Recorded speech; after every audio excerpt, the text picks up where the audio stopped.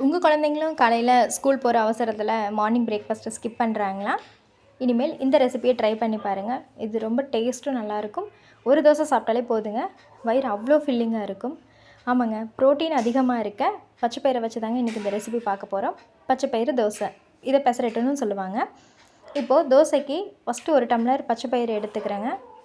அதே டம்ளரில் 1/4 டம்ளர் அளவு இட்லி அரிசி சேர்த்துக்கிறேன். இது ரெண்டையும் சேர்த்து நல்லா 2-3 டைம் கழுவி எடுத்துக்கலாங்க. இப்போது இது மூழ்கிற அளவுக்கு தண்ணி சேர்த்து ஓவர் நைட்டு இதை நம்ம ஊற வச்சுக்கலாம். இப்போ மார்னிங் பாருங்கள், நல்லா ஊறி வந்திருக்கு.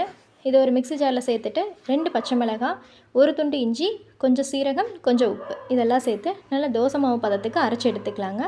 கொஞ்சம் எக்ஸ்ட்ரா தண்ணியும் நீங்கள் சேர்த்துக்கலாம்.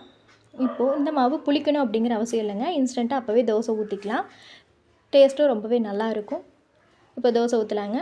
இந்த தோசைக்கு சைட் டிஷ்ஷாக தேங்காய் சட்னி இல்லை நல்லா காரசாரமான தக்காளி சட்னி வச்சு சர்வ் பண்ணிங்கன்னா அவ்வளோ டேஸ்ட்டாக இருக்குங்க.